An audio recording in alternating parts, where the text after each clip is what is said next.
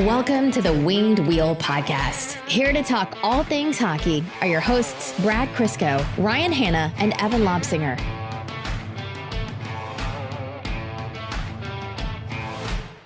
It happened again to me. You need to be way more specific. You're right. I went to the barber today. Oh, no. The moment I sat down, he said it in such an accusatory tone, like I'm the one doing it. He goes, "Ryan, you're thinning." And I'm like, "Tony, I know. What can I do about it?" And he goes, "Cut your hair different." And I actually said to him, I said, "You cut my hair different. I don't cut my... That's why I'm here." That's why I'm here. He's like, "Well, if we do this..." I'm like, "Please do. Any other ideas?" Blanket yes. You have a blanket yes. You need to shave it, just embrace it, get a pair of those athletic sunglasses, and every one of your profile pictures needs to be a car selfie. Yes, absolutely it does. Just lean into it, man. Or just like slick whatever little I have. Like by the time this all, I don't know how far it's going to go, but if it gets really bad, I can just dye it blonde, slick it all the way back, and recreate the Patrick Laine picture. I'm absolutely here for it. The only other acceptable option, hear me out, skull it. No, God. I will pay for all your haircuts for a year if you do that. Hey man, prices are going up.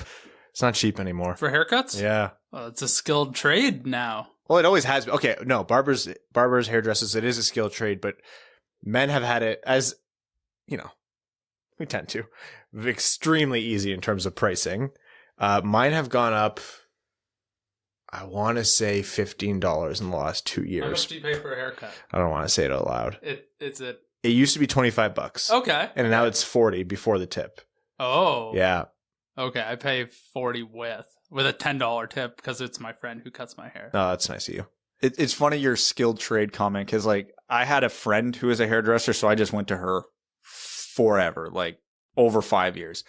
I don't even know what my haircut was called because, like, I would just sit down and she would do it and we'd shoot the shit for 20 minutes and then I'd pay her and we leave. And then she moved to Kingston, so I had to find someone else to cut my hair. I have the most basic haircut on the face of the earth, and it took 5 different people before it didn't get screwed up. It is a skilled trade. It's hard to find a good barber. Catherine tried to cut my hair during COVID. Yeah. And she was doing it for like 20 minutes and like nothing had changed. I was like, what the hell is going on? So I took a picture and the back of my head looked like Friar Tuck. I had like the worst bowl cut at the back of my head only. Oh. So then that's when I started going to our friend. I was like, fix this disaster. Crystal did the same thing when in lockdown. She tried mine. So she trimmed the side of my head, which was easy enough because it was just you take the clippers, you're good. And then she got to the top of the head. She's like, "Oh, I don't know what I'm doing." And I'm like, "Well, now like we can't leave it this long with this that short. Like you're in it now." And she took so little off because she didn't want to screw it up. I'm like, "Well, now I'm wearing a hat for the next couple of weeks." So, October 28th, before the evening games start. I actually don't know if there are any games tonight. The Detroit Red Wings are 3rd in the Atlantic Division. Right behind Buffalo, as predicted. And it's not even 3rd in the Atlantic Division, but one team has played way fewer games. Like, Detroit is 3rd in the Atlantic Division, even by points percentage. And Lucas Raymond is leading all rookies in points and goals, and 2nd in points behind him. And alone in second in points behind him, and 1st in assists is Moritz Seider. I understand we had a late start to the season. We didn't start till October 14th for the Red Wings. So we are literally 2 weeks in. We are only 7 games into this year. I'm still steadfast that we don't change any of, our expectations, predictions, opinions, whatever. Like, just enjoy the ride for what it is. Let this set before you start changing your mentality and how you approach what you want for the Red Wings this year. But this is starting to get significant. They beat the Washington Capitals in a grindy game last night. And that is usually the game where Washington would go up 2-0 and the Red Wings of old would crumble. It would be 5-0. Yes. Yeah. And I actually, muscle memory stepped in and I was fully expecting it. The Red Wings weren't doing anything spectacular. Like, it was a very dull game and Washington went up and I went, there it is. Oh, yeah. It's so hard to break old mindsets because I'm going into the season like with like the positive view of Jeff Blashill. Like he's changed a lot of things. I'm cautiously optimistic. Lucas Raymond's 17th in scoring in the entire NHL. Forget rookies. He's top 20 in NHL league scoring, counting Ovechkin and McDavid and Draisaitl and all the other guys. I'm still not 1,000% sure he's getting game 10. But he absolutely is, and I don't think there's much of a debate for the inverse, but like I still can't get it out of the back of my head. The Red Wings have 2 games this weekend, or they have 2 games in the on Friday and Saturday, and then nothing on Sunday. So that's 9. Yeah. Look, Lucas Raymond is staying on this team, right? He has to. There's like, it's not a question. Unless if they send him down, it's literally as close as you'll ever hear, or close as you'll ever get to hearing Yzerman say, "Yeah, we want to tank for Shane Wright." Or like, yeah, well, this is just all about the salary cap in 3 years. Yeah. There's no, you said it right. He should never play a game for the Grand Rapids Griffins. Anyways, we're getting too far ahead of ourselves. We are going to talk about the Red Wings game against Washington, updates on the team, where they are, what's happening around the league, that kind of thing. The rookies continuing to dominate. We'll talk about Danny DeKeyser. We'll talk about Filip Hronek. We'll talk about Moritz Seider in that mix. We have an interview with the Red Wings' own Carly Johnston. Well overdue. It's something that we've been planning for quite some time, and things got busy. But we're very happy to have that interview. We're of course going to be talking about the situation that's going on in Chicago with the report based on the allegations against Brad Aldrich being released and everything else that happened, which is unfortunately. Anyways, there aren't really words to describe that. We'll do our best. All that before overtime. Of course, before we get into that, we do want to talk to you about the Jamie Daniels Foundation. The more we talk about substance use disorder, the faster we can all end the stigma and get support to those in need. The Jamie Daniels Foundation is a children's foundation initiative, and it was established in memory of Jamie Daniels and founded by Jamie's father and Red Wings lead announcer Ken Daniels and Jamie's mother, Lisa Daniels Goldman. They strive to end the stigma of substance use disorder and provide support to those struggling with the disease or who are in recovery. To learn more and offer your support, visit jamiedanielsfoundation.org. If you haven't yet, follow Jamie Daniels Foundation on Twitter and Instagram, especially on Instagram right now. They are advertising the roast of Brett Hull. There is a lot of opportunities to get involved with that. There's auctions. There's sponsorship opportunities if you want to sponsor the event. So take a look at that and follow Ken on Instagram, Ken Daniels TV. He has a link in his bio. You can get Memo. You can get, what do you call it? What's the other one? Cameo. Yeah, I blanked there. And he does really great ones, and all of that supports the Jamie Daniels Foundation. Okay. The Detroit Red Wings, the 3-2 win over the Washington Capitals, who are now the home of Nick Jensen, Anthony Mantha, and in the press box where he's all too familiar, Dennis Cholowski. Scoring opened. Ovi opened the scoring. And it was off an amazing save by Greiss. And then obviously it's Alexander Ovechkin. He's relentless. Put it in. And that's about where I was like, here we go. Yeah.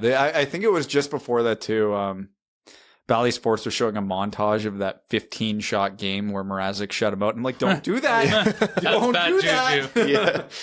Yeah. That's how you tempt the hockey gods. Yeah. And then, of course, Ovechkin scored because what he does. Kuznetsov's resurgence this year continued off of a face-off. It's weird to say the nice thing about the two Capitals goals was there's really no blame to be laid on either goal where someone really screwed something up. And like the Ovechkin one was on a power play. It was a cross-seam pass that got through. A bit of coverage was blown, but yeah. It's the Washington Capitals power play. You're never going to be perfect, and you don't have to overthink it when something bad happens there. And then the Kuznetsov one was just a fluke off a draw. Just landed in the right spot for him. He got a quick shot off that caught Greiss by surprise. Okay, yeah, you're down 2-0. It sucks. Detroit wasn't getting much going offensively up to that point. It happens. It was a pretty low event game up to that point. And then the good things started happening. Yeah, we had Filip Hronek come in with an excellent setup for Adam Erne, who had, I think, one of his best games, if it's not his best game of the season, which was important. Hronek slotted into the lineup because Gustav Lindstrom was out. It's not even necessarily that I think Blashill wanted him in at the time. There's no way to know for sure. So that was good for Hronek to get that set up. Ernie with the good finish. And then the second goal where the Red Wings tied it up, Ernie had a great wraparound, or not wraparound try, just a spin around through the shot on net. And Robbie Fabry finished it. Robbie Fabry, who I maintain is having a quietly good season and is going to make some noise around trade deadline for sure. And that was also Pius Suter's first point. I also think it was an especially good game from Pius Suter, all things considered. Yeah. So. I mean, the Red Wings were playing one of the top teams in the league still. So I was about to sneeze. I just ate that sneeze for you. You're welcome. Now you don't have to edit. Well, you may have to edit this, but I do leave some. No, I leave some of your sneezes in. oh man, that one's in my brain. Oh, I'm sorry. Sometimes your sneezes come in the middle of a Brad point. Brad, who has never taken a pause or a breath in his life, and I'm like, I can't possibly. Well, I try to talk over it, and then maybe people don't notice, but then Evan somehow always makes it noticeable. Anyways, what were you saying? I was saying about Pius Suter, and then basically, if you're going to beat the Capitals in Washington, 90% of the roster has to have a good game. Oh yeah. Also, has Greiss had a bad game? No, he has not. Man, I gotta say, was it him or Ned? No, Montreal. Oh, well, that was Greiss. I think that was Greiss because I think Ned actually came in and pitched a shutout in relief. And that's fine, but like for the most part, Greiss has come in and it's not even like he's taken some time to get warmed up or anything. Like when the goalies have come in, they've been good or at least good enough. And it sounds silly to say, but that actually makes me happier for Nedeljkovic because there's less pressure for him to perform and get adjusted because he's in a brand new system if Greiss is coming in and being rock solid. And we've seen the coaches are going to split it more or less for now. It's all going to average out. I mean, if you want to get into the rebuild mindset too, Greiss is in the last year of his contract. That doesn't hurt trade value. If the Red Wings can't trade Jonathan Bernier how he was playing after all those years and they get any kind of return for Thomas Greiss, I'll jump out this window.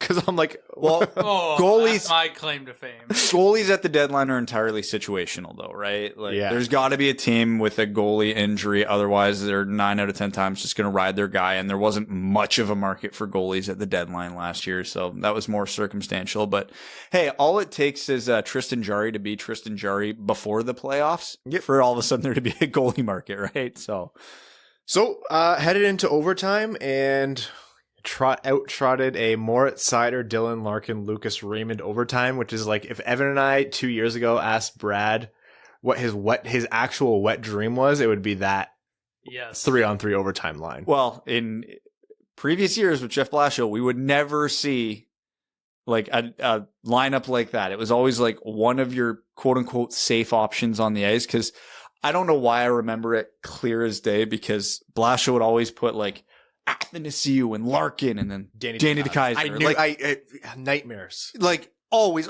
you'd be like, yes, why? And then it would never work. And then I still to this day remember the Ottawa game where he trotted out, I want to say it was either Green or Hronek with Athanasiou and Larkin and they scored in 6 seconds. And it's like, come on, the universe can give you a bigger sign. So this does show his growth as a coach that he's like, screw it. I am putting literally my 3 most skilled players on the ice. Let's go. And it works. And again, we're going to have some criticisms based on DeKeyser, but to his credit, DeKeyser wasn't out there. Like this is where my mindset's at now from the optimistic view. No coach is 100% perfect. No. I'm sure. No podcast host is 100% perfect. Well, you got your allergies, buddy. Yeah, that's true. Also, you scratch your head louder than anyone I've met in human history. I'm not going to say it. I have an itchy scalp. I'm washing my hair when we get home. Anyways. I'm burning the studio down. But anyways, I was saying, even I'm sure Islanders fans have some criticisms of Barry Trotz. Yeah. So Blashill still has his flaws this season in how he's managed the team and some pretty significant ones that we'll talk about. But he has legitimately changed a lot of what we've complained about over the previous years, which directly attributes to why the Red Wings are 4-2-1 and not like 1-5-1, right? Like there's differences. They're being managed differently. And is working, and he hasn't gotten away from that. This top 6, outside of the games Bertuzzi couldn't play, has not changed, which is dramatically different. He still had the blender out with the defense a little too much, which again we'll get into, but it's been a nice change of pace. The power play is more aggressive. That's probably more Tanguay. There's less. I've only seen that full ice tip dump once all year. Like, it has changed, and it is working. Again, are the Red Wings going to keep this points percentage the whole season? No, they've had a very easy schedule so far. Washington was their first true test since home opener, but hey, they passed. They got Florida tomorrow. God knows what that game's going to look like. They play the best team in the division and the worst. They play Florida and Toronto. Yeah, well, maybe they get that motivated Toronto team like they had Montreal. So it's in Toronto, so I honestly think you have an advantage as a visiting team in Toronto at this point. Well, with everything that's going on with Quenneville in Florida, and then everything that's going on in Toronto, yeah, it might not be the worst time to get those two teams. But Quenneville's behind the bench, anyways. Yeah, but no, it's good. There's been so many positive signs from this team, including Blashill to start this season, and I really hope all of it won't be sustainable, but I'm hoping most of it's sustainable. So in overtime, obviously, Lucas Raymond picks the puck up. It was one of those, it's overtime, so you take the puck out of the other team's offensive zone and carry it back just to maintain the possession. So he does that literally at Washington's blue line, protects the puck. He was being hounded by a Washington player the entire time. So, turns, wheels, moves up the ice, creates space for himself, creates space for Larkin. Nice, tidy little feed to Larkin. Larkin who buries it perfectly. Overtime winner. Moritz Seider with the secondary assist. And all of a sudden you have a game where absolutely nothing happened, where last year the Red Wings probably would have lost 5-1 or something like that, or scored one goal, or even tied it up and then lost immediately in overtime. And that's your difference maker now. You have 3 of your best players on the ice. Lucas Raymond is, I don't know how we could possibly overstate it. Lucas Raymond has been such a fantastic success for Detroit. If he averages out for the rest of the year, I'll still consider this a wild success. Prashanth pointed out a play, and I clipped it later, where he skated 200 feet, practically 200 feet down the ice on a back check, tied up Connor Sheary's stick, and stopped a probable goal when Washington was up 2-1. This kid does it all. He does it all. I was on the World Hockey Report. That's right. I got invited onto another podcast, finally. Thanks for catching up. I think the score is 7-5, and this is my first. They're like, Ryan talks too much already. And he asked, why do Red Wings fans love Raymond? What is it about his game? I'm like, literally all of it. His entire game. He was drafted as a guy with high hockey IQ and an excellent playmaker. And here he is, hard-nosed to the net, defending as well. And also he's sniping. The kid does it all. He is where, I don't want to get too far ahead, but we have not even begun to uncover the smallest bit of what he can be in the NHL. If he keeps progressing like this and he keeps being surrounded by talent like Larkin and Bertuzzi and Moritz Seider on the back end, and Simon Edvinsson comes in, the team gets a little bit better and better. This is going to be an exciting kid to watch. And also, I don't want to understate Dylan Larkin. He's looking better because he gets to play with better players. 100%. Being healthier, yeah, that helps. Having the time to rest, yeah, that helps. But he's finally not dragging a team or a whole line forward. It's nice to see that constant offensive output. It's a threat every time they're on the ice. Yeah. So, Red Wings win 3-2. Propels them up to there, keeps them in third in the Atlantic. They're in a legit playoff spot 7 games in. We'll see where they're at around Thanksgiving. It's Canadian Thanksgiving? We're doing great, man. We're still excited about Raymond. We're still excited about Larkin. Moritz Seider has been paired with Danny DeKeyser the past 2 games. Yep. His defensive numbers have tanked. Still managed to squeeze out points. And I still think managed to look halfway decent. I think his expected goals for, or his Corsi or something is still above 50%, which is really impressive. It's cruising above 60 before that's the point. Paired with DeKeyser. And here's the next topic here. Keep Danny DeKeyser in the lineup. Fine. Would I? Would you? Would Evan? I don't think any of us would. But hey, he's approaching a milestone in games. I think it's 500, right? Veteran leader, A on his jersey. I don't think all that should matter, but I get it. Keep him in the lineup. I mean, I don't.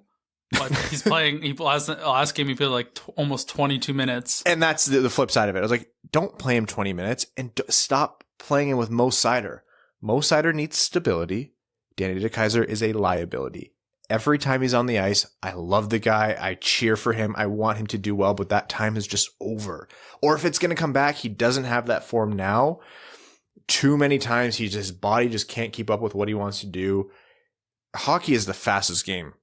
One of the fastest sports you'll ever witness. And so if you hear me say his body can't do what his mind wants him to do, and you think, oh, well, that's not half bad. At least he has the brain part figured out.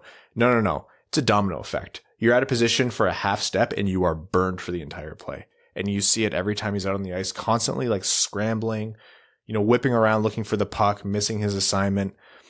And that hurts Mo Seider's development. You do not want that kid playing unsheltered minutes where he has to carry that pair. Keep Danny DeKeyser in the lineup. Great. 6th defenseman, 5th defenseman, whatever. Play him on the first line. I don't care. I'd actually have Mo Seider play fewer minutes if they were away from Danny DeKeyser. Hot take. But yeah, I just, that's one thing where I really wish they would get away from. Whatever veteran mentorship DeKeyser's giving him, have that happen in the room. Stick their stalls next to each other, but not on the ice. No, it's Mo Seider can't do what Mo Seider can do because Mo Seider is playing 2 positions. And the thing too with DeKeyser, because we've talked at length about like he's always had a good mind for the game. His body's just not able to execute the things you want. Like you can even see DeKeyser compensating that because he doesn't try anything anymore. It's off the glass and out. It's dump and chase. It's make the simple pass. There's no stretch passes. There's no walking the line in the offensive zone. There's no pinching up the wall to keep a play alive or make a cross seam pass. It's the simple play every time because he knows it's all he can do at this point. Is it just about getting to 500? Is it just about, I don't know what it is at this point. Is it about the A? Is it about the veteran leadership? Is it about the fact that they don't want to be too good this year? Or are we just seeing like the final throes of this and then they'll pull him out of the lineup eventually? I mean, one of our biggest criticisms of Blashill over the years, he's just been a very poor evaluator of talent and how he disperses it. So I can't imagine anyone can watch Danny DeKeyser right now and think it's good.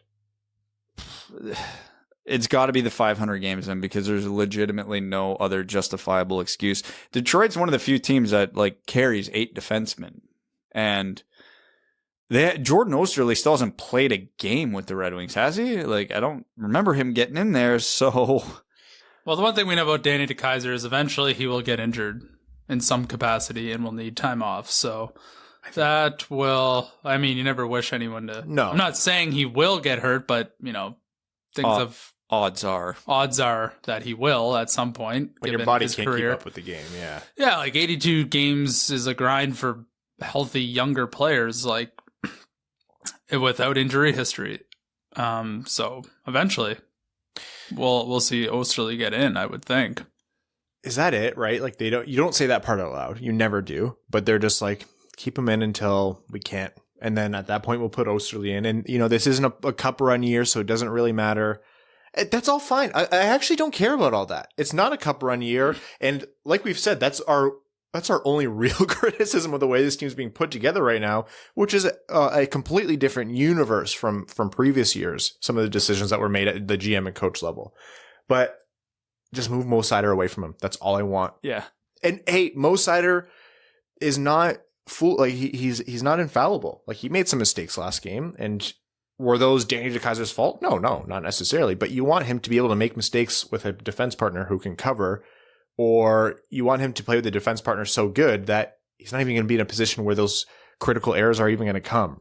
Like, is it real? Like, would it really be a problem with him playing with Mark Stahl for a little bit? Like, I think Stahl would be better than DeKeyser, but I just don't understand why you don't glue him to Nick Leddy. I don't know either. They're trying to save Hronek right now. Yeah, okay. What about when Hronek was out and Lindstrom was in, and then it was DeKeyser and Seider? Yeah, no, I know. That's why I don't buy the whole 500 game thing, because like, yeah, if you're getting 500 games, great, but You can play with anybody else. yeah, 22 minutes a night with Seider, that's not just, oh, we're just getting him there. Like, that's, if they were just getting him there, he's playing 12 minutes a night. Like, that's the reality of it. So, is this going to seem like a silly argument by game 25 where DeKeyser's very clearly been phased out of the lineup? Yeah, probably. But just for now, I'm just... Well, hey, by game 25, we're probably not talking about the Red Wings in a playoff spot. So, kind of... Not that the games are urgent now, but they still matter a President's lot. Cup. That's what we'll be talking about. President's Trophy. You're in the playoff race until you're not. So while you're Golf on the brain again. I was yeah, that's what it's called, right? President's Cup. Yeah, but it's like you're in a playoff spot till you're not. So while you're in a playoff spot, play like you're in a playoff spot. Build your lineup like you're in a playoff spot, like you're in a playoff race, and they're not all the way there yet. I don't care if they go out there and win the game and say we forfeit the 2 points every time. I want to see good hockey and I want to see good development from Seider. Anyways, also more offensive opportunities. You're playing with Nick Leddy, who can move the puck up the ice. You're going to have more chance to contribute on offense. Mo Seider was not, he's not an offensive phenom. That's not what he was drafted for. But hey, he's shown a significant second in rookie points. Yeah, he is an offensive phenom. Well, that's what I'm saying. He's shown a propensity for it. So foster that. Stick him with someone who will engage with that and get that established early in his career, man. Maybe they just want him cheaper for his first contract. Maybe.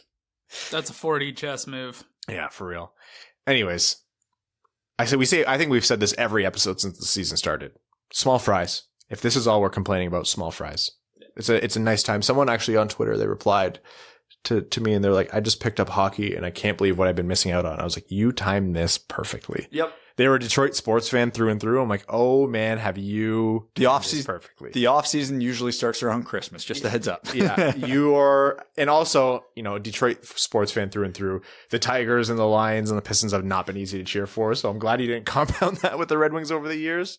Like, obviously, almost everybody I follow on Twitter, like 75% of my Twitter timeline is Detroit sports fans. So yeah, not all of them, the Red Wings is their primary team, but right now it's everybody's primary team. Like, even like Isaac's like, screw the Lions, screw the Pistons. He's all in on the Red Wings. Hell yeah. Filip Hronek, what do we make of his return and what needs to happen next for him? It was fine. Yeah. He did a lot of dumb stuff, but he looked more assertive and he was trying more shit, which was good. Like we were talking about before the episode, there was like, he still has those moments. You're just like, I can't fathom what you're doing. When the Red Wings started the second period with their second power play unit for whatever reason, and then Hronek was leading the breakout. And when I mean there was no pressure on him, there was no pressure on him and he just iced it. Like, it wasn't like he just missed a pass. He just iced it. Yeah, but they didn't get to him, did they? Yeah. So I'm like, I don't know, like, what? But other than that, like, yeah, his assist was super nice. It wasn't like a fluky secondary assist. He didn't do anything remarkable beyond that, but he also didn't look like the liability that he did the first few games. So baby steps. Played most of his time with he played the whole game with Nick Leddy, which helps. Yeah, which is good. Before we jump into the interview with Carly here, last episode as I was editing the video, I was trying a new feature like object tracking, and I was trying to get it over like my chest just to try it out. I was messing around with it. Oh, I saw that. and I couldn't figure it out, or I didn't figure it out right away. I was like, I just want to get this video up, so I deleted it. Apparently, I didn't, and for I think like 4 minutes. It was the first like 8 minutes of the video. There's just a big Wing Wheel Podcast logo over me. And everyone was like, Ryan, were you picking your nose or did you do something embarrassing? I was like, do you think I was picking my nose for 8 minutes and neither of these guys said anything? Yeah, I saw like just because it comes up on my YouTube feed. Yeah. And I like when you highlight it, shows you like a little snippet of it. And it was just like a big black logo over you. I was like, what happened? I didn't tell you, of course. I just kept moving along in my day. I saw it the next day. I was like, well, I'm not re-uploading that. It just is what it is. It's like Steve Dangle sometimes uploads, he uploaded some LFRs last year and he used to cover the camera with his hand when he wanted to like overlay something. And there's a couple times towards the end of the year where he left the hand over and he was doing the voiceover rather than having like the video clip or whatever. He's like, I'm just so tired. Yeah. Look, sometimes we record late at night and I'm editing late at night and I'm just like, whatever you guys are getting is what you're getting. Anyways, we are going to jump into our conversation that we had with Carly Johnston of the Detroit Red Wings and the Detroit Tigers. Obviously, very prominent part of the Detroit Red Wings online community, and as well as the reporter sphere directly with the Red Wings. So really, really happy we're able to make this interview work. It's something we've been working on for a long time. So without further ado, enjoy that interview with Carly.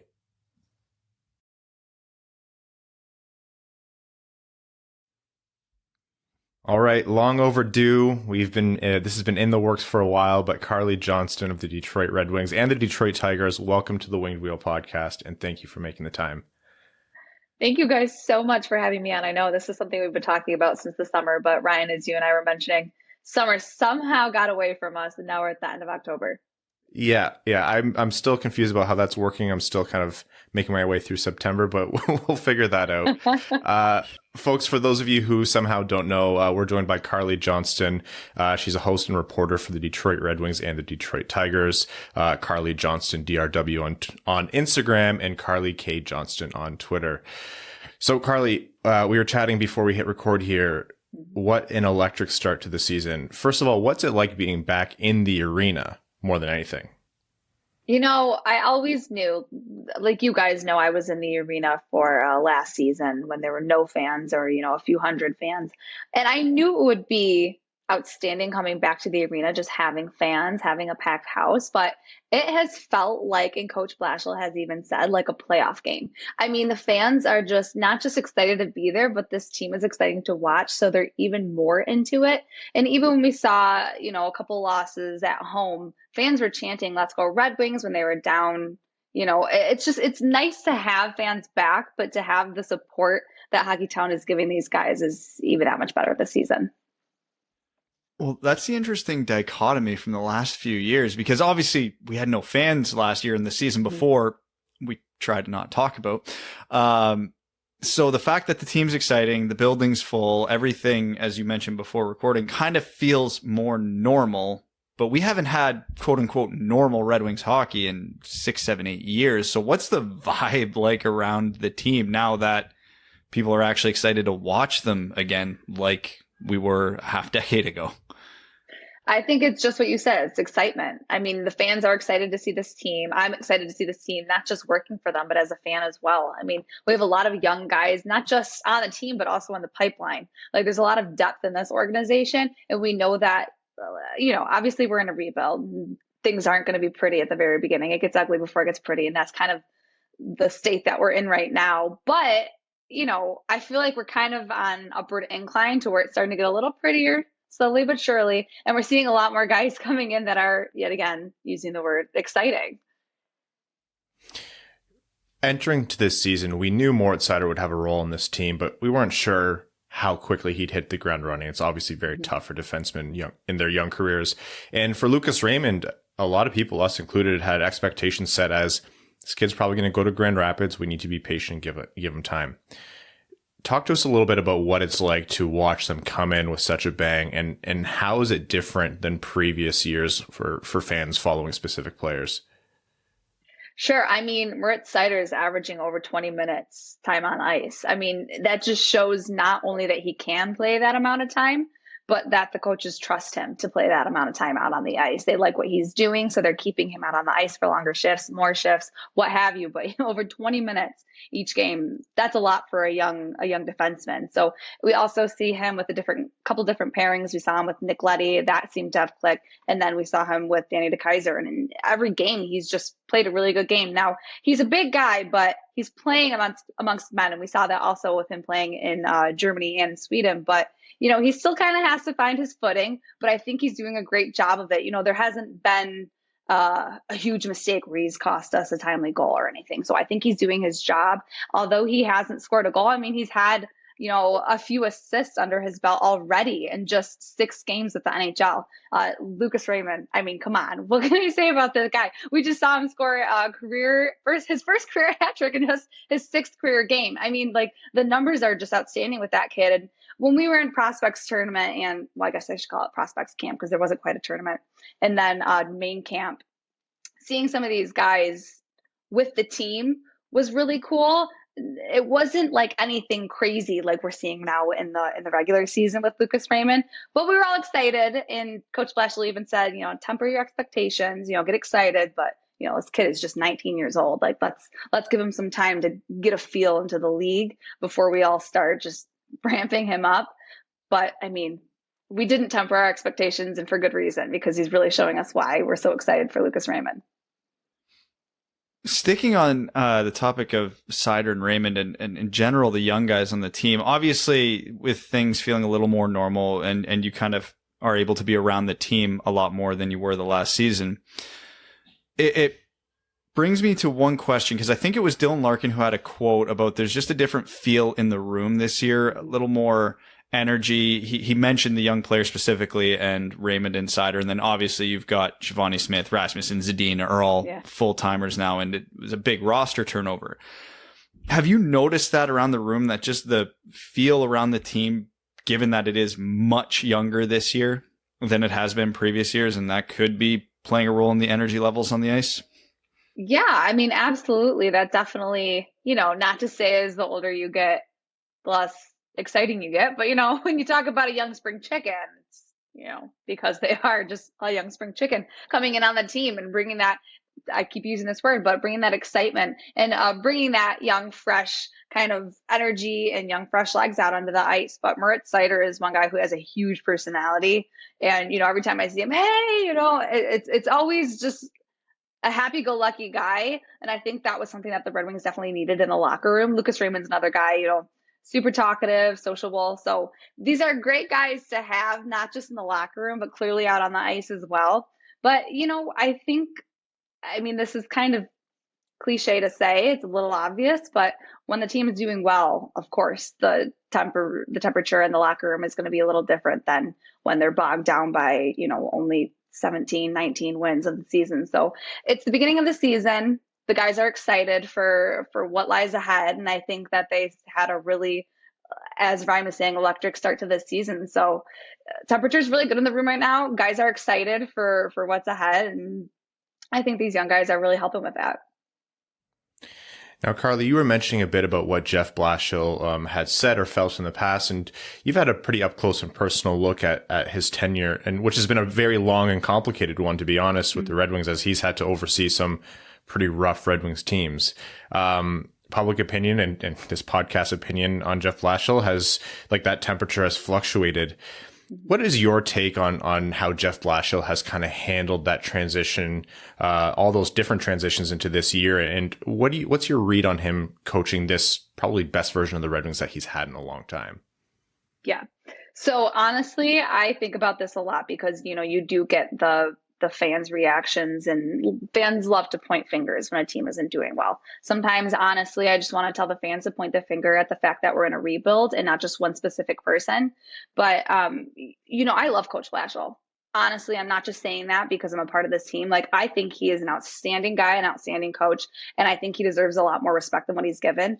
The players respect him, and the players know him on a way different level than we do, and they see him behind closed doors. So I think for fans to change their temperature depending on how the team is doing is unfair for one coach, because he's a great guy. He always comes out after every loss. He says it like it is. If he doesn't like a way a player played, he's going to say it. If he thinks that the team played well but they lost, he's going to say it, even though it may sound weird after a 6-1 loss. If he said, I like the way we played in X, Y, and Z situations. So I think not only is he a great guy to have in this rebuild, he's a great coach to some of these, especially these young guys. And he has a great sense of humor. I mean, he's a good guy, I think, to have in the organization. And it's kind of unfair that he's been dealt the hand that he has. But, I think he's doing a good job with it. I can't imagine the stress that he's under. It's like insane. I mean, I feel like, I'm just reporting on this team and I feel stressed out about it. I can't imagine being the face of getting all of the backlash if the team isn't doing well. Well, Carly, we're going to give you a left-handed stick. Get out there. We need some support on the blue line. I'll throw some bows. I'll probably get flattened, but that's okay as long as you get a couple shots in ahead of time, right? It's worth it. I'll never say no. But circling back to, you were mentioning about public opinion on Blashill versus opinion on Blashill behind closed doors. For me, this is always fascinating in any, not even just sports, just anybody who's in the public limelight constantly, and in the Red Wings, more broadly speaking, the entire organization. Because I know once Steve Yzerman took over, there kind of went up this wall between the organization and media and fans, and he likes to keep everything under lock and key. But that doesn't mean the team's not keeping track of what's going on social media and fan opinion. So how much do you think the organization pays attention to that stuff? Yeah, I don't think Steve Yzerman cares what anyone has to say. He's another great guy that I respect so much, as another guy with just a great sense of humor that everyone respects. So I think they, not to say that they're alike in any like personality traits or of the sense of the word, but they have a similar way about going about things. Coach Blashill is a lot more open as he can be, but Steve Yzerman, he likes to be tight-lipped. But I mean, I kind of would too, because you get the public's opinion. It's almost like when you see a family who's expecting a child and you ask for the name, like, oh, what names are you thinking? You're gonna have people who say, oh, I can't stand that name, or like whatever it is. So I think that's one reason that they could be a little tight-lipped. But Steve Yzerman does what Steve Yzerman does. You got to trust him. I do not think he has a lick of social media. I don't think he Googles things. I don't think he cares, truly. Coach Blashill, I think someone asked him about that, about comments on the internet. And he said, I made that mistake. I think maybe he said in his first season that he saw a couple things here and there. And he's like, after that, I just, it's everyone's public opinion. They're entitled to it, but sorry, you're wrong. Yeah, I stopped reading comments. Well, sorry, no, I haven't stopped reading comments, but I should stop reading comments. So I completely understand it. Talking about public opinion and expectations, now that Red Wings fans, and you'll know this better than anyone because you're in the arena, now that Red Wings fans have seen success and have an actual tangible glimpse into the future, there's been a lot of patience afforded, for good reason, towards Yzerman in this rebuild. Do you sense that there is a heightened want, a heightened urgency for the corner to be turned in the rebuild? Or do you think there's still maybe a couple of years of leeway here, just based on the vibe that you get from the arena? Sure. I think it's hard to be patient, especially when Hockey Town fans are so used to having Stanley Cup to contending teams. I mean, that's the way I grew up as well. But it's tough when you go through a rebuild. And again, like I said, it's tough to be patient. I don't think that having Steve Yzerman on our team will fast track us, because when you think of a rebuild, you think of about like 5 to 8 years. I think we're in season 5-ish of a rebuild, I would say, or at least 5 seasons since we haven't been in the playoffs, right? So going now, hopefully in this sixth season will now break that ugly curse. But I don't think one person can single-handedly rush us to a place we want to be outside of a rebuild and be a team that's contending for the Stanley Cup. But I do think that Steve Yzerman, if anyone were to do it, it would be Steve Yzerman. We see what he did with the Tampa Bay Lightning team, but that didn't happen overnight. So I think that, as I used this phrase earlier about Lucas Raymond, temper your expectations, but just like Lucas Raymond, hey, you know what? We could be wrong. This could be that we're on the fast track to getting over this rebuild and getting over the hump of being a team that isn't making the playoffs because Steve Yzerman is just a wizard. So we'll see. But like I said, I don't think this is something that you can speed up. Yeah. Oh yeah, you said bringing Stevie on's not going to speed it along. If anything, he's so patient, it probably slowed it down a year or two, but for good reason. So I want to transition the topic a little more, because obviously now that we have you on, I want to talk about you and your role a little bit, because you probably have more fan interaction than just about anybody in the organization. So I want to hear, what is Carly's craziest story you have had walking around the arena? Oh my gosh, I really don't even feel like I have one. That's such a lame answer. I mean, you would think that there would be some crazy stories or some crazy things that I see out on the concourse, But honestly, it's nothing that I would label crazy. Now, maybe since I'm going into my 5th season, if someone just like came in and did my job for a night, they'd be like, wait, why do you think this is normal? But there's nothing that really stands out to me. Maybe something will come to me down the line, but nothing that's been crazy really. Okay. Everyone's been Like, pretty level-headed.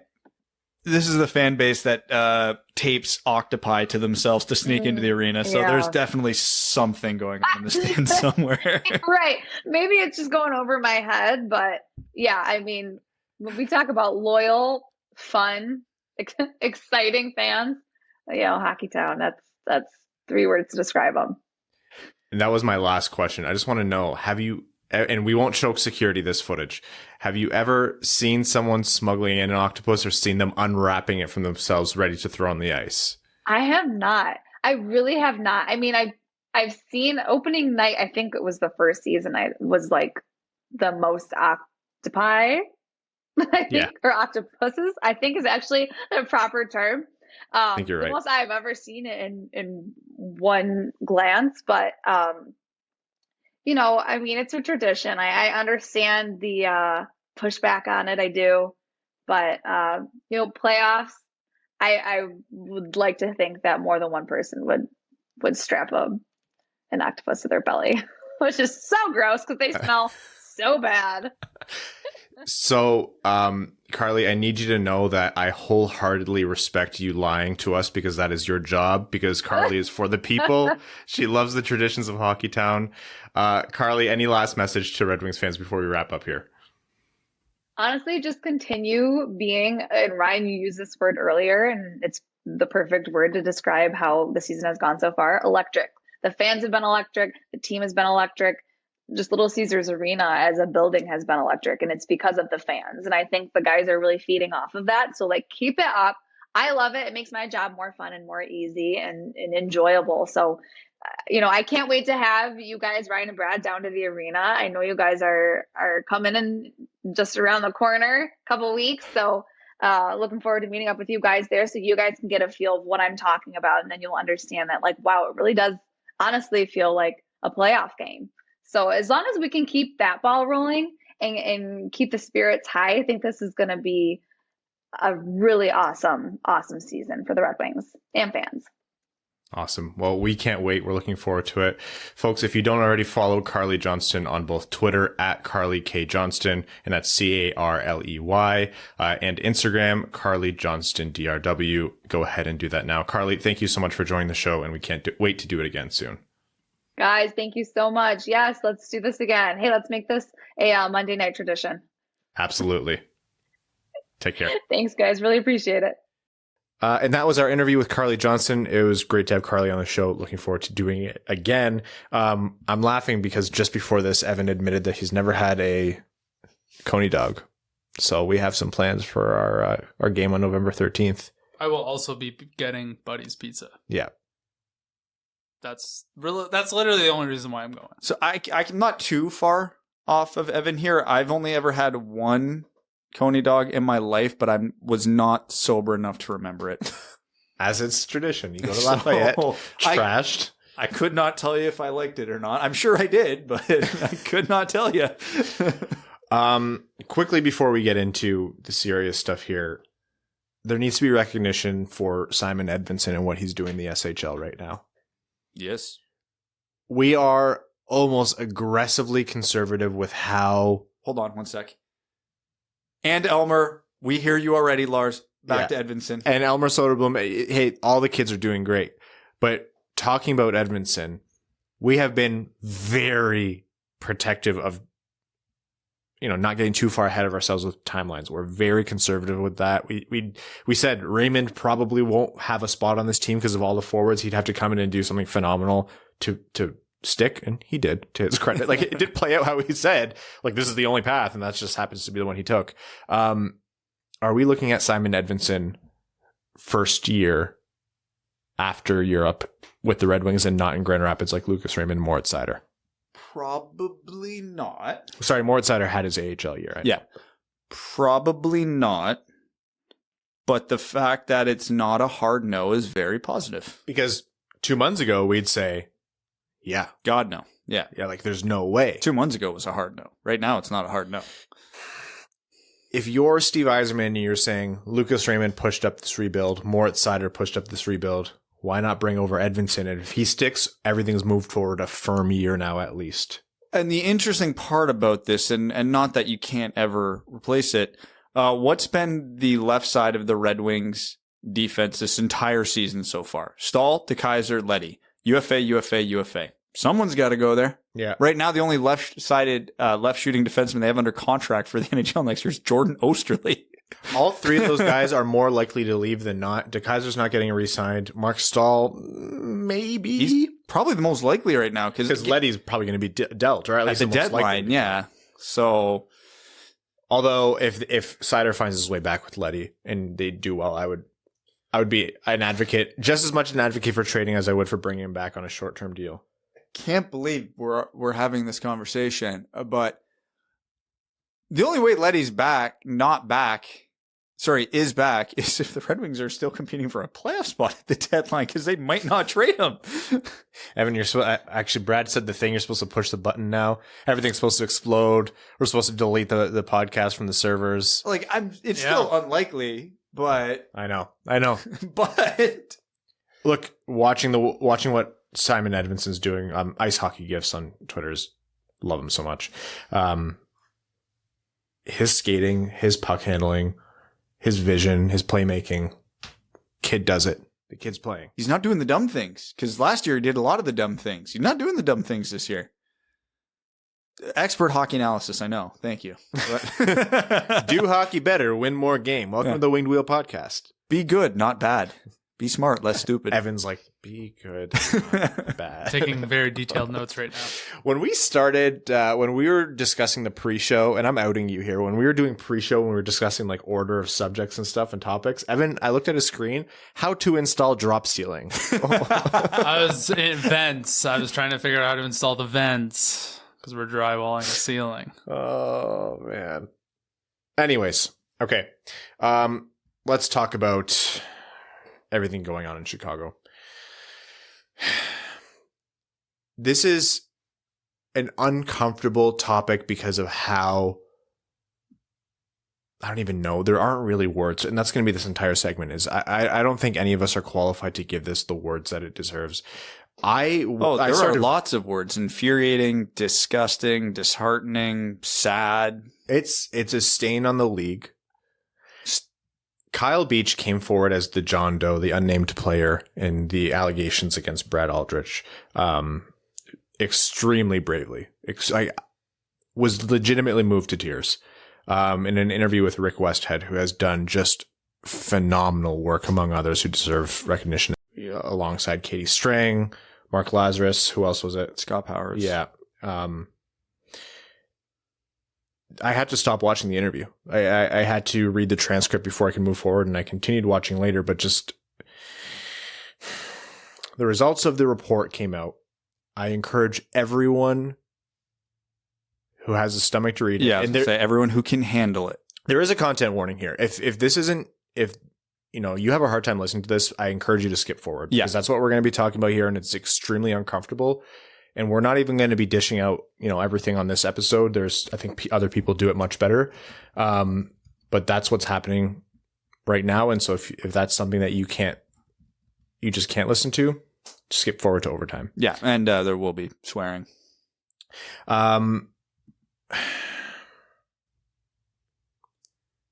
So let's just get to the report, because when this story first broke, it was a lot of, this is likely what's going on, and this is what's being investigated, but nothing to that point had ever been confirmed, corroborated. It was just, he said, she said. It all seemed very reputable, but we didn't have anything. The Blackhawks came out and said the claims were meritless and without in court. Yeah. Which we already covered the legal angle of it. We're not going to rehash that now, but this not only confirmed everything that was suspected, it actually exposed more. Yeah. Because people like Kevin Cheveldayoff and Joel Quenneville came out and said, nope, had no idea, was not involved. And then we found out they were in the room for the meeting. Several meetings. Yeah, but there was one key meeting that happened right before the Stanley Cup Finals when Kyle came forward, said, hey, this is what's happening. And then, I can't believe I'm forgetting his name. Paul Vincent, the skills coach, backed him up and went into the office and said this. So then there was a meeting. It was Stan Bowman, Joel Quenneville, Kevin Cheveldayoff, and then there was a couple others whose names are eluding me, but those are guys who are generally behind the scenes anyway, that most people wouldn't be familiar with their names. Anyway. And that was the meeting that was referenced the most in the report. And that's that whole meeting is basically the summation of everything that's wrong with this story, because nobody acted on it. Nobody decided to report it. Quenneville said, we don't need this distraction right now. Yeah. Like the timing or whatever, however it was phrased, but basically, yeah, this is a distraction that we don't need right now. We're going into the Stanley Cup Finals.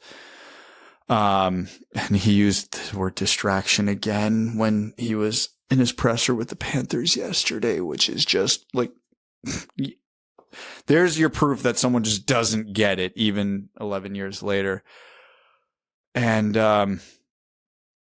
then reading that in the report, and then, because at the point, and we haven't mentioned this yet, at the point of the report being released, Kyle Beach was still John Doe. Yeah.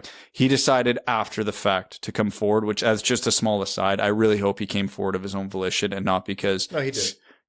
But scummy people had were digging in and figuring out who it was, and his name was out there. But his name was out there for a little while. Yeah, right? yeah, but like you just don't say it out loud because it's not exactly. Nobody should have put his name out there, and everybody that did, you suck, and it was wrong. So that's what I'm saying. Hopefully, this was his plan all along, and his hand wasn't forced because his name was out there. But anyways, I digress because that isn't the point. And then, so the report came out with all this damning info about what the front office was doing in Quenneville and Bowman and Cheveldayoff.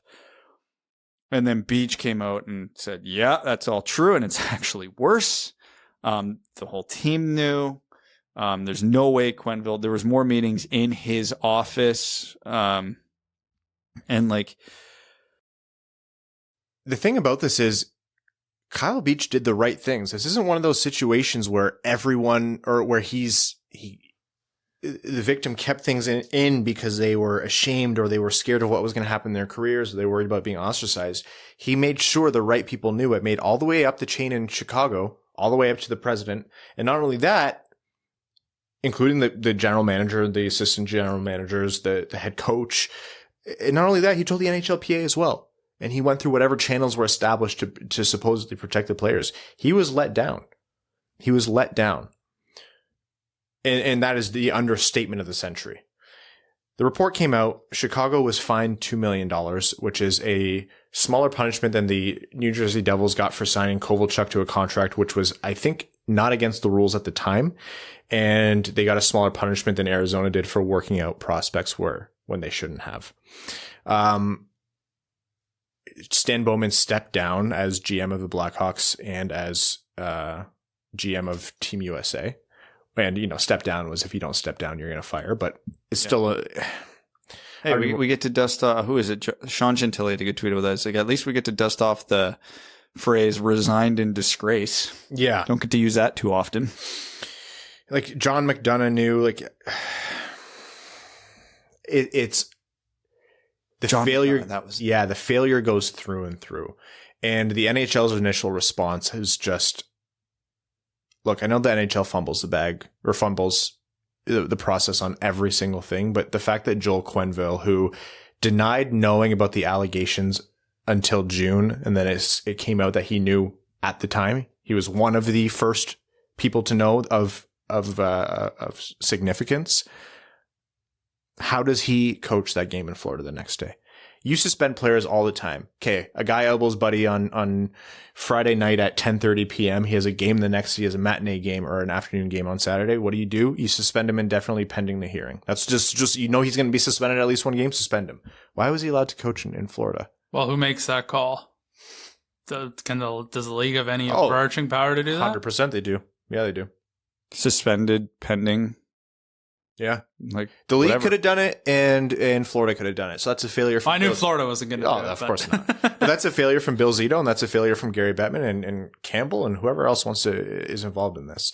And look, they had the meeting today, and apparently, according to Elliot Friedman, Quenneville. There's no conclusions drawn tonight, but Quenneville's flying back to Florida right now, and Florida is in Detroit for a game tomorrow. So that is probably going to mean a suspension is coming. But still, the way they handled that. Cheveldayoff and Quenneville. Cheveldayoff's meeting is tomorrow at the time of recording this. You'll probably know the result by the time you're listening. But the whole thing's rotten. The whole story just makes you sick to your stomach. It's just so sad. I think it's a black mark for hockey. It's a stain on the league. And then the way they've handled it to start is just like, holy shit, guys. Well, you thought it definitely looked like they just wanted to sweep this under the rug from they want to do everyone at the team level all the way up.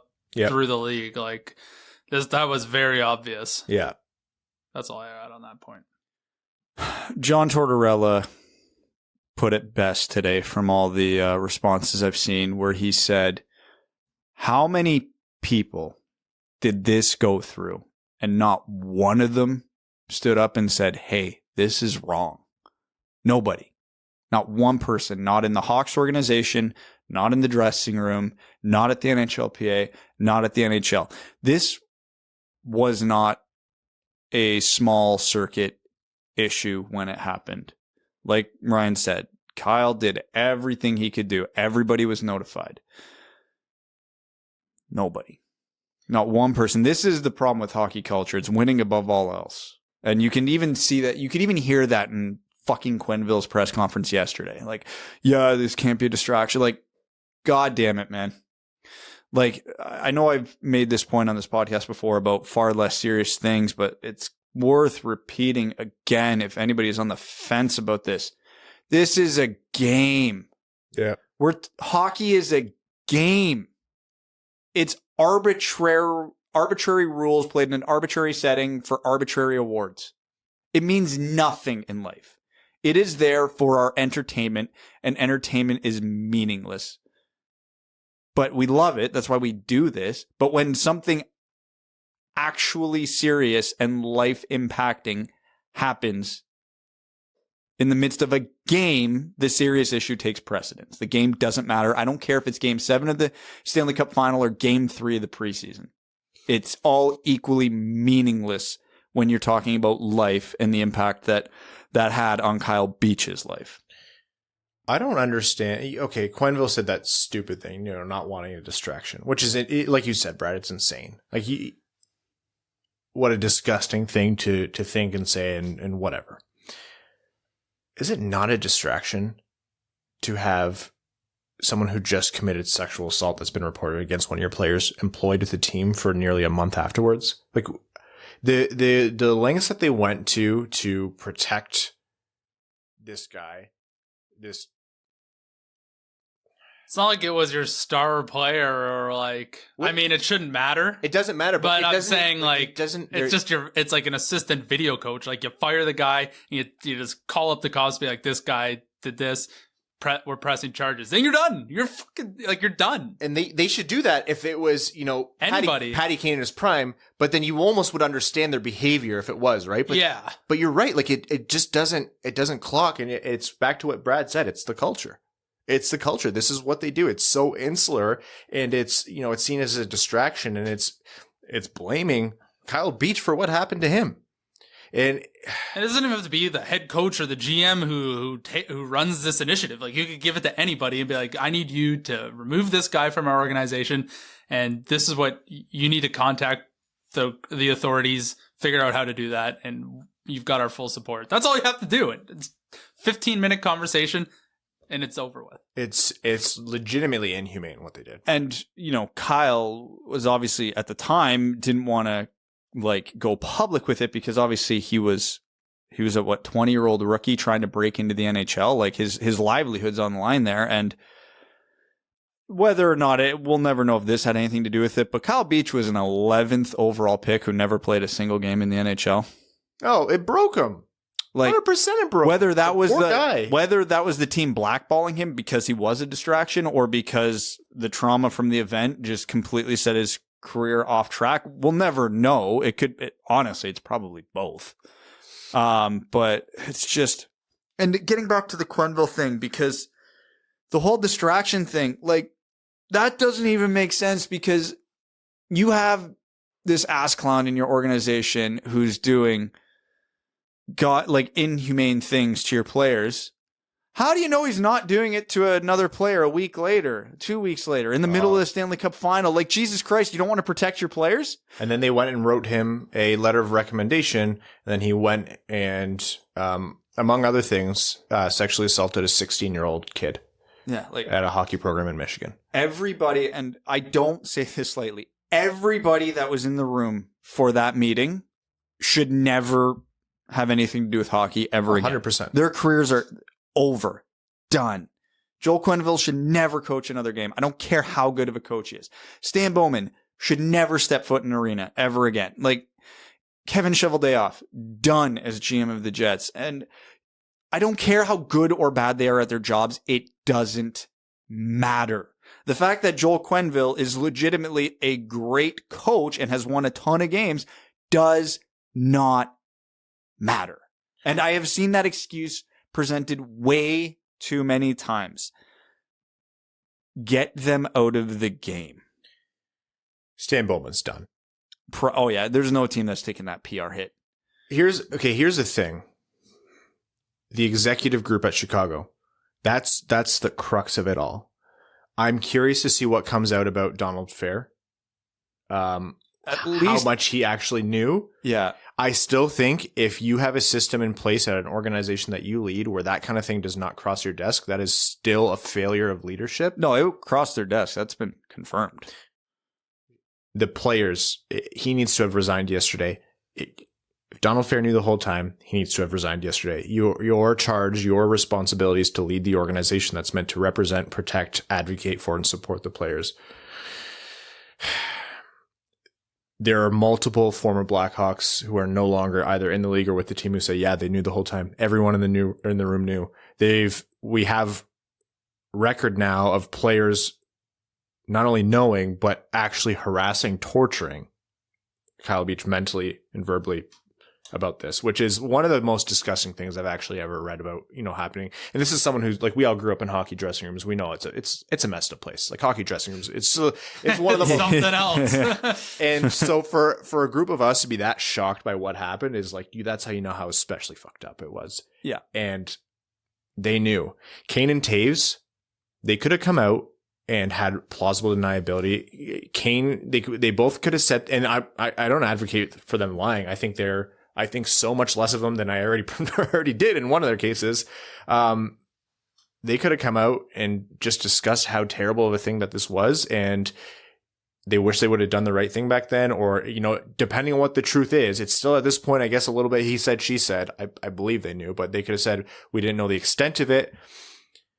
I mean, they're 20-year-olds who've known nothing, but they've been handed life at a silver platter. Like they don't know. I mean, they should know what's right from wrong, but like they could have easily said a statement like, you know what, we messed up. Like we should have, taken a better role. Like they could have owned it. They could have owned it. Everybody's just doubling down except for DeBrincat. So it's good you brought that up because I heard something today and then I went and checked, not every single one, but I went and checked as best I could for myself today.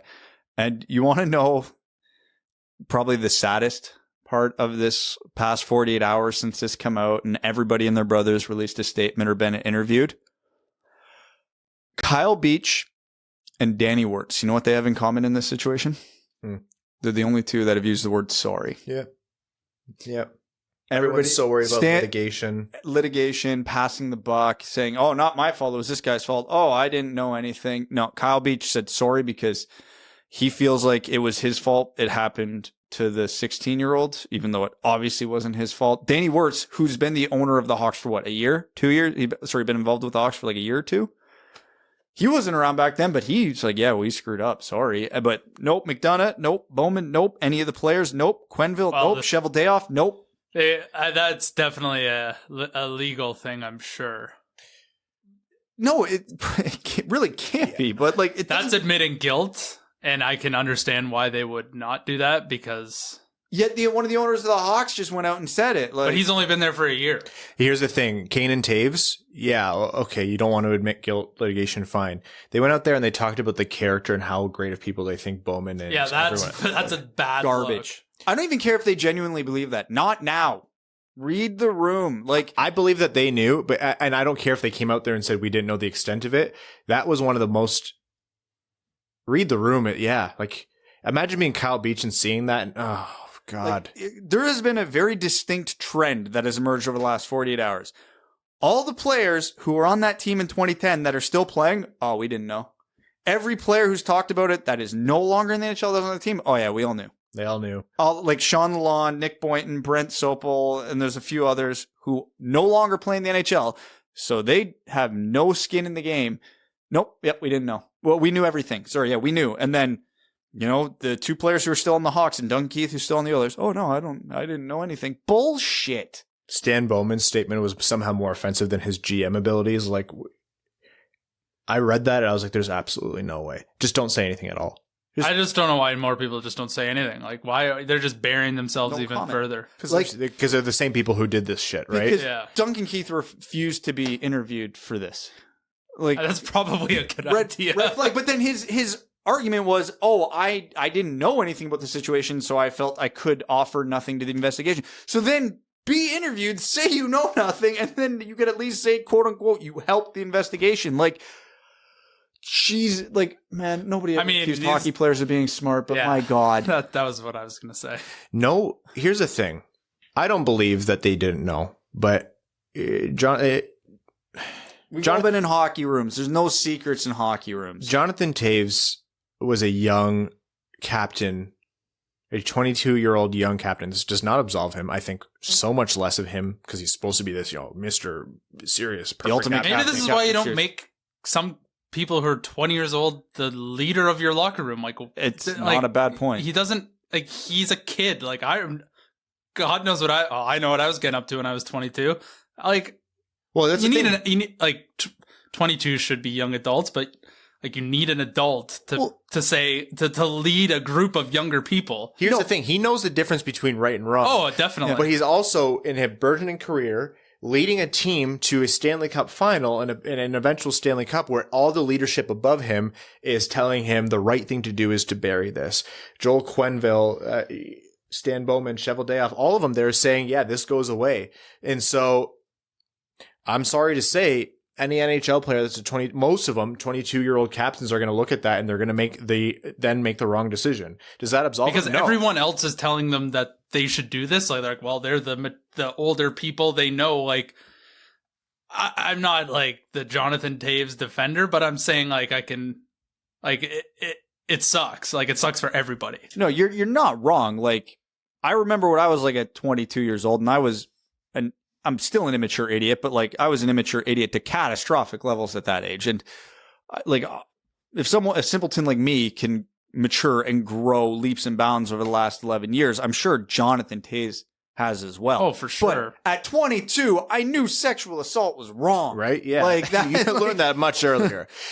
Here's the thing. Like if you find out Kyle Beach got in a fist fight with Brad Aldrich and knocked him out, or vice versa, and you're like, yeah, maybe we don't want this publicly going into the Cup final. Okay, sure, I'll hear that argument. Probably it's still wrong, but like, probably shouldn't still be assaulting your colleagues. But like at the same time, though, like sexual assault, yeah, that's not on the same level. Like, everybody knows that's wrong, and everybody knows if that guy does it to one person, it's not going to be the only person. He's done it to more, and he did do it to more that we know of. Yeah. I just don't understand at some point after that, like, they just, like, once the season's done, like, if they really thought it was a distraction at that time, why don't you deal with it then when it's all said and done? Like, well, you deal with it in the moment, release it after the season's over. Yeah. Like just get it It saves you so much more hassle now than like it just doesn't make any sense. Parading the guy out for a month after it was reported was.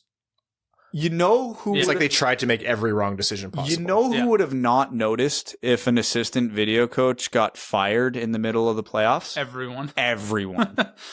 Like everyone. It's 22-year-old me could have been an assistant video coach.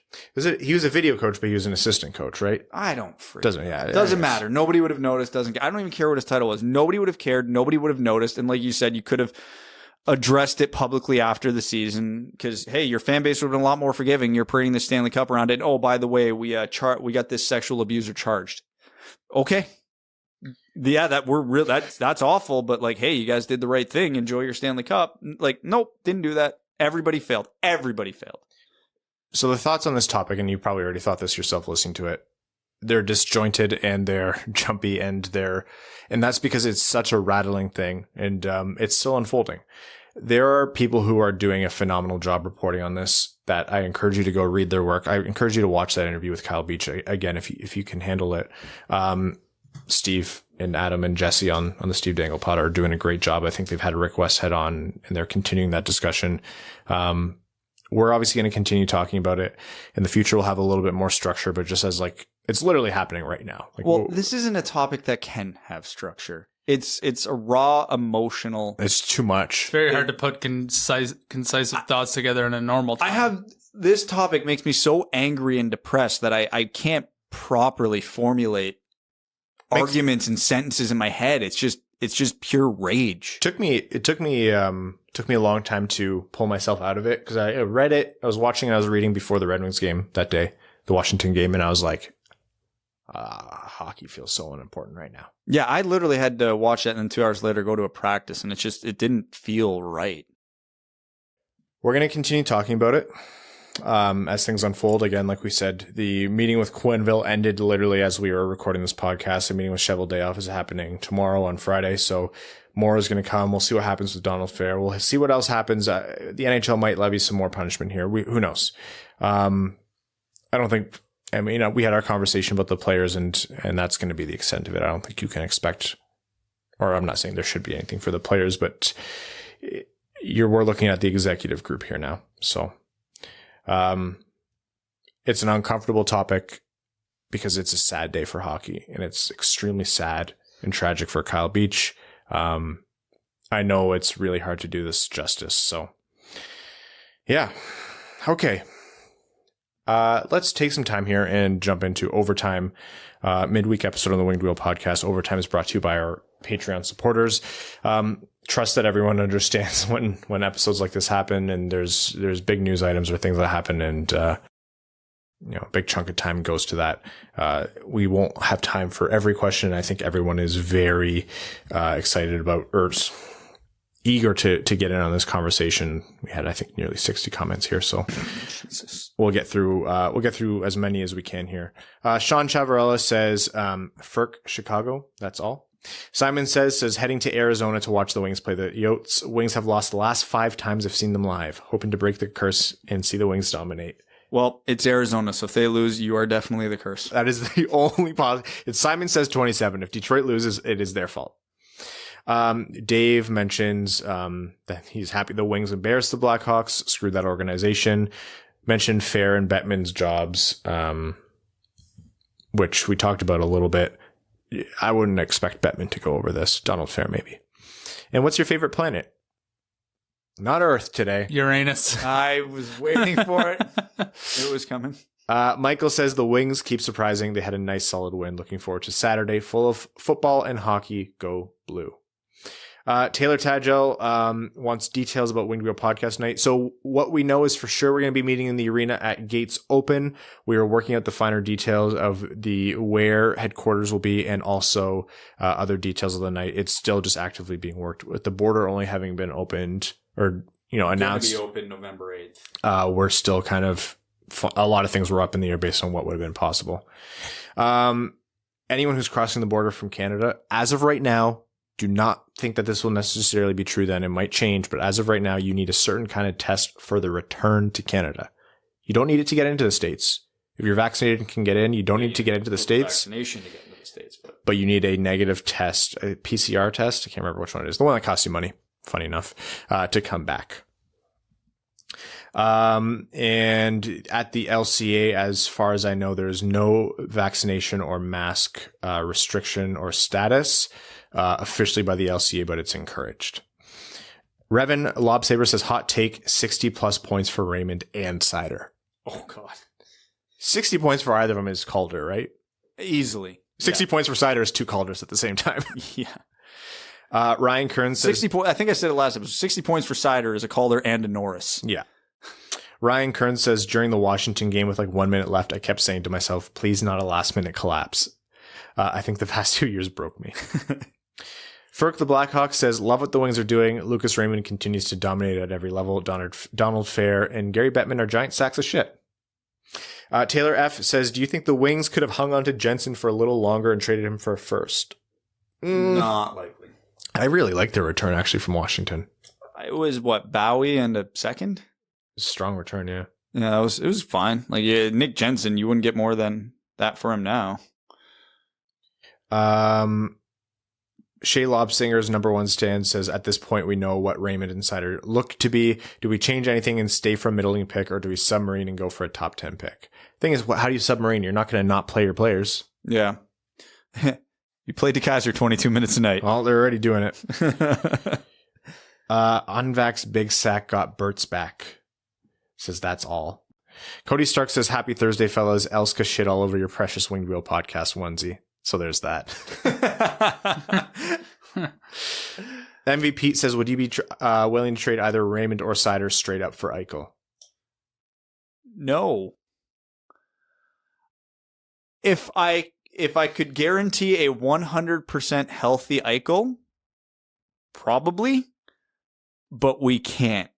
So I'm not willing to take the risk, which is also probably the exact reason why an Eichel trade hasn't happened yet. Because every other team's thinking the exact same thing. Ben Barron, who is a brand new name level sponsor, welcome Barron to the Dub Dub Club, says, greeting Dub Dubs. After watching this podcast evolve for quite a long time, I've finally become a patron, and I'm so excited for the future of the Red Wings and this pod. That being said, I cannot wait for Winged Wheel podcast night at the LCA, and Stevie, we trust. Jeremy Dahl says, I know we're not going to be good enough for the playoffs, but are we really going to fit into that gross spot where we're too good to get a good draft pick and get that superstar we need? Will we slot into this mediocre spot that all these irrelevant teams are in? Listen, here's where I'm at now. The Red Wings have never won the goddamn lottery, so I don't care. Yep, that's what I think. I'm well past it. If the Red Wings had won a previous lottery and I had some optimism going into it, sure, I'd maybe have a different mindset right now. I don't care. The lottery will screw us either way. Win as many games as you can. Let it be good development for Raymond, Seider, eventually Veleno, whatever. And then just don't screw up the draft pick. Hey, let's not forget Dave Pasternak was picked in the 20s, so just don't screw up the pick. Babe Landeskog says, I just want to take a moment to praise the courage of Kyle Beach to speak out. Something like this isn't easy, given the horrific crime, and especially with such a public way and some toxic hockey culture. Thank you, Kyle, and all who helped him bring light to this story. While there's been some justice the past few days, let's remember that there's still a long way to go, and I pray there aren't more John Does in other NHL organizations right now. But if there are, I hope this helps them find the strength to speak out, and I hope teammates and coaches support victims. Hoping for more growth, change, and support for him and all victims. Thank you, Kyle. You are a hero to me. Babe Landeskog, extremely well said. Zach Tretnick says, which of the following is your favorite start to the season? The Leafs jersey on the ice after 5 games? The Blackhawks' his hilariously bad start, or the Wings' unexpectedly decent start? Yes. As tempting as it is to pick the Leafs jersey, Detroit has been more fun than they've been since we've started this podcast. Oh, yeah. It's not a total meltdown until there are waffles on the ice at a Leaf game. This has easily been the most optimistic 2 weeks in this podcast history, so I can't not pick that. Although the Hawks not holding a lead for 6 games is just remarkable. Their first lead against the Maple Leafs, so thanks for ruining it all, Toronto. And still lost the game. Josh Brink says, you know that scene from It's Always Sunny where Frank is using his toe knife to cut his toenails and he botches it and wants to cover the cut with trash? That's the NHL handling the Chicago investigation. Stephen F says, I know it's very early, but the way Raymond skates around and moves his body and strips pucks, it's almost a little Datsukian. doesn't skate quite as well. Hopefully he turns out to be 3/4 as good. If you guys could morph your body and mind into prime Lidstrom, Yzerman, or Datsuk, who would you choose? You said mind included? Yeah. Nick Lidstrom, arguably the smartest hockey player of all time. How do you not take that one? Okay, but Pavel Datsuk was fun as hell to watch. Yes. And I would love to be able to do the things that he did. Imagine Nick Lidstrom's brain as a forward. Was Steve Yzerman the other option? Yzerman, That's not a bad pick either. Yeah. There's no bad picks here, but... Look at that. We got all three. As good as it gets says I live in Chicago and watching my Hawks fan friends come to grips with this horrible, horrible situation is painful. Heart goes out to them. We all turn to hockey to distract from the crap in this world. And of course, all the victims who were physically harmed and had something they love tainted by a terrible act and the inactiveness of those who could have done something. Is there any chance this maybe causes a change of the guard in hockey? Maybe the end of the old boys club as we know it. The Clippers owner said something racist and was forced to sell the team. This feels like everyone should be banned from hockey.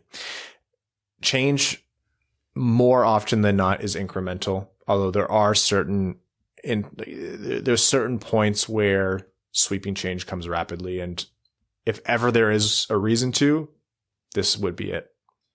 Well, the new guard in hockey is definitely different from the old guard, and it's... Hockey culture's always been the we before the I at all costs, which leads to horrible shit like this. But when you look at the new crop coming into the NHL, there's more focus on the individual. There's more personality. They're more outspoken. And when you get people who are more outspoken, it means when stuff like this happens, they're not as reluctant to speak out against it. So I'm cautiously optimistic that with just how different the younger generation is in the NHL, that it will help. Give Blood a Fight Probert says, I love this team. As much as I love Smith and his energy, it seems when he gets the puck, he often makes bad decisions with it. I imagine Blash is going to have him back in the press box soon. Is this who he is as a player, or do you see any further growth in his game? Nope, this is who he is. Yep, he's going to be able to come in and step into that 12th, 13th forward role when he's needed. That's just who he is. Did Karen Newman retire? I'm not sure, actually. Didn't hear anything on it. Not that I was looking for anything on it. Jake Bloom says, thank you guys so much for the Adidas away jersey. It looks great. I'll be taking it to Vintage Detroit to get Seider stitched on it next week. Besides Veleno, who do you predict will be our next 5 prospects to play in regular season games on the wings? Because next year's a weird year because there really isn't anybody. Bergeron will see games next year. Up. Yeah, Bergeron, maybe McIsaac and Sabrango get a cup of tea because they're already in Grand Rapids. Johansson and Edvinsson. That's Shane Wright. This is the year the lottery balls fall our way. And then he says, go green, screw blue. Screw you, Jake. Hope you like the jersey. James says, heading to New York in April to watch the Wings win, of course, at MSG. And this is a team worth the 7,000-mile round trip from the UK to fulfill a lifelong dream of seeing the Wings in the flesh. James, that is incredible. Very excited for you. Also, awesome arena to go to. It's not the LCA, but awesome arena.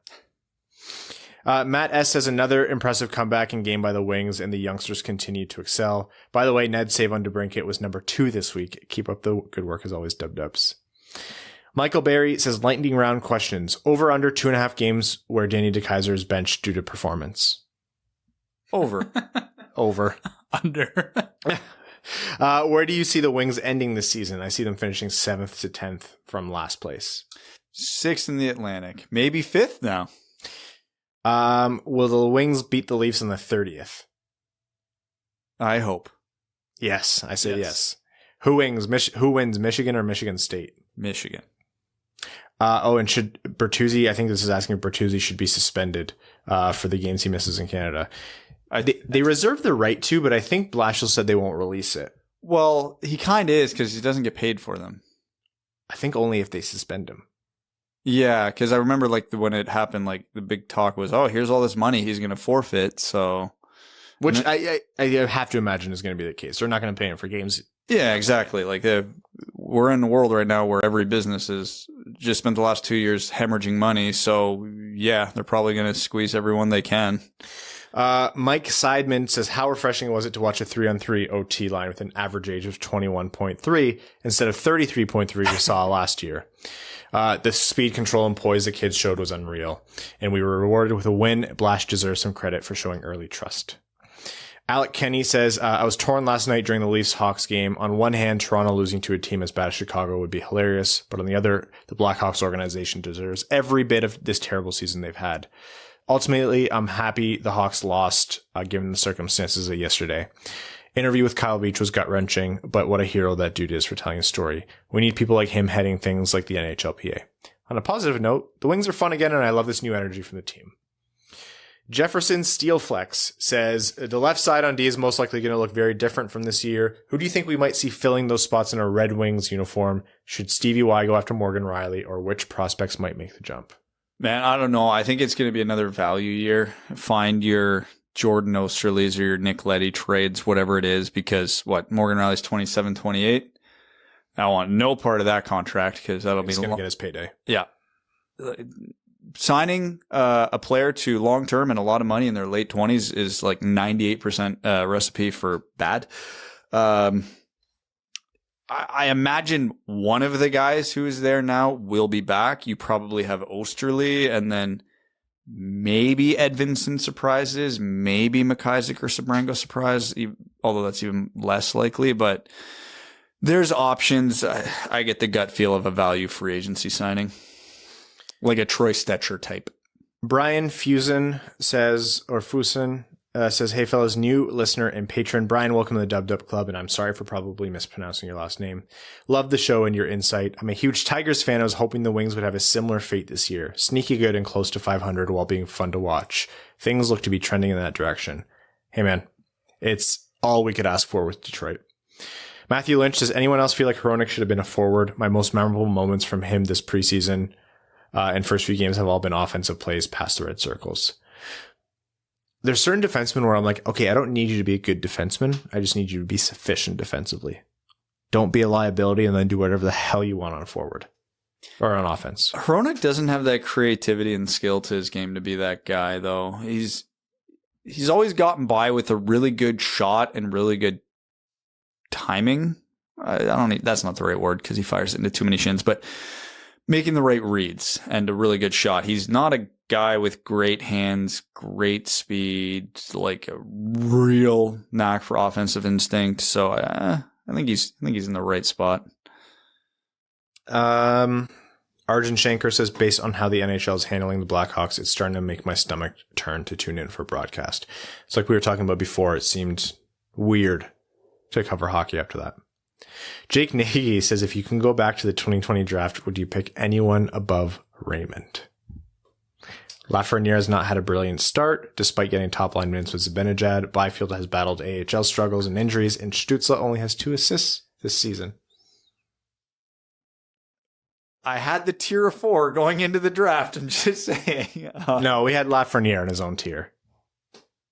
Well, yeah, fair enough. But like that was my grocery stick of the draft. But it's been 7 games. I'm not 100% there yet. But the fact that it's not a definitive no is a fantastic sign.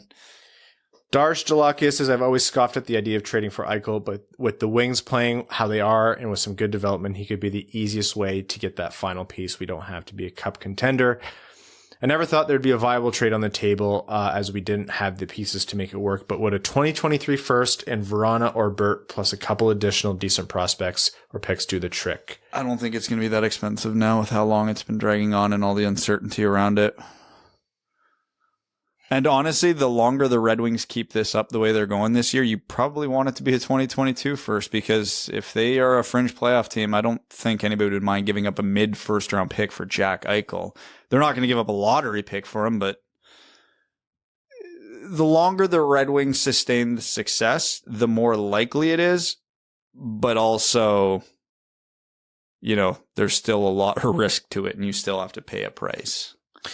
Trevor Pevavar says, lots has changed since I last commented, including me getting married to the love of my life, us both moving to DC for work, and the Wings are fun again. Congratulations on all 3 things, Trevor. And congrats on locking it down, because she's definitely your better half. My wife isn't a huge hockey fan, but she ended up surprising me with 2 tickets to the game. Watching her go from not caring that much to taunting a salty Caps fan that started a Red Wings suck chant reminded me what it can be like for new fans of a fun hockey team. Also, I didn't know how it was possible, but DDK looks worse in person. I feel for the guy, but it's bad. Great point. And for what it's worth, if anybody's trying to get their significant other into a sport, take him to a game. It's the best thing you could do, because my entire relationship with Crystal, she could not give a shit about football. 11 years, could not get her to watch a game. Took her to the Bills home opener 2014. She's been a diehard ever since. Colorado 14er says, first, I'm sure it's been made known countless times, but Kyle Beach is one of the strongest individuals on planet Earth, and I'm probably going to get his Black Dragons Erfurt jersey. Yes, he plays in the German third league. We didn't even mention that, man. Like, Kyle Beach is doing this all while he's still playing. Like, he's got 4 games under his belt this season already. Like, it's crazy. Yeah. Good for him for keeping his career going however he can. Also, anyone sitting in that meeting and voted that winning hockey games is more important than ensuring safety and justice are actually real life events should never hold any leadership position in any industry. I appreciate every patron who's coming in and commenting, and probably in better words than us articulating the seriousness and the heinousness of all this. Like, it's nice to know that for the most part, the hockey community recognizes how terrible this is.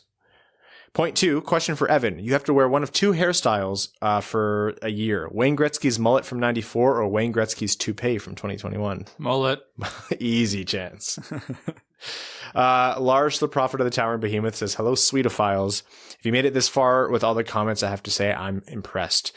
Wings and pizza, he almost got me, for everyone, and Ferk the Blackhawks. Also, if anyone's wondering why I say Ferk, like as in Marty Ferk, it's my way of doing a very quick bleep. It's not Ferk written on the screen most of the time. Andrew Fortier says, is it me or does Larkin look like a different player than last year? He's absolutely flying. Also, is he a sniper now? He's always had above average finishing. He's just not always played with the line mates. Considering he doesn't have a super strong shot. Yeah. He just good accuracy and timing. Larkin is a player who can drive. It's sweet. He's a very strange player. Like, you can make the argument that he's not a true number 1 center, like top 15, top 20, top 30 in the NHL. But you also have a hard time making the case that he's a true number 2 based on what he does. With good line mates, Larkin's serious. Like, that's a good player, and it's nice to see that come out again this year. Katie says, I know it's been said already, but Kyle Beach is so courageous and strong to share publicly and stand his ground. I'll forever love the sport of hockey, but I hate the toxic culture that has existed, still exists, and the way this is still continuing to be handled is just disgusting. It made it hard to appreciate the wonderful comeback last night, but thank you for all that you guys do. Go Wings, go Blue, better luck in fantasy next time, Ryan. I told you guys she's a menace. She stomped me. She beat the ever-loving shit out of me in fantasy. I'm going to kick you out of the league, Katie. Ohio State number 1 says, got a new job recently, wanted to treat myself to a new Wings jersey. Should I get Raymond, Seider, or a 2014 Winter Classic Datsuk? If you post a Twitter video burning one of your Ohio State jerseys, I'll buy the jersey for you myself. Ryan Dodd says, hey, Winged Wheel nut jobs. If you could pick one place in the entire world to watch an outdoor Wings game, where would it be? Hawaii. How many beers would you have, and would Evans stay home in the hot tub? The hot tub is where I pick. Yeah, Evans' backyard. Hawaii is a hot tub almost. No, we're picking Evans' backyard. Yeah. No. Yeah, 100%. 1,000%. That's not happening. There's nowhere else in the world I would want it more than Evans' backyard. You don't know that for the first time, Brad and I's life goals are aligned completely, and it's to that is the terrifying part. It's like Dirty Mike and the boys from. Yes. Yeah, it's like, we are going to get in your hot tub. No. Yeah, we are. You may not be home at the time, but we're getting in. Winged Wheels and Steering Wheels says, after these first couple of weeks, has the ceiling changed on what this team could be this season? Yeah. Yeah. I think we're looking at, I was calling them a 7th place in the Atlantic, and you can see them push for 5th, but it's still early. We'll take a couple more questions here. Also, it's worth noting when it comes to the playoffs that, yes, 5th place in the Atlantic, in theory, could get them a wild card spot, but just understand that I think every single team in the Metro is 500 or better right now. So yeah. Connor Duke says, I'm having 2 non-hockey fans over for the weekend. Should I try to get them into the games Friday and Saturday, or should I have it on in the background? What drink pairs the best with the entree of learning to love hockey? Beer. And put the games on and have them watch. Actually, have the game on in the background, and if it's a good game, then make them watch. That's the real hook right there. Yeah, because if you force them to watch it, they're not going to want to. They're going to reluctantly watch it. But like, if you have it on in the background and you all of a sudden really start getting into it when something good's happening, maybe they're curious and they come over and find out what's going on. And we'll take one more here. Sorry, we couldn't get to all of them today. Dennis Blay says, a new patron, love the pod. Welcome to the Dub Dub Club. I'm going to say Denny. I'm going to say it's French. If you guys would be an NHL forward line, what would your line name be? Like the Kraut line, the production line, the French connection. Would we be the production line, the cheese connection? The we shouldn't be here line? The two, something for us and an angry little elf for Brad. Yeah, something like that. 2.5 men. And that's the Wing Wheel podcast. Me to it by half a second. I'm sorry. That's the best way to end the pod. Thank you all so much for tuning in. We're half the size, double the production. We're going to talk to you on Sunday.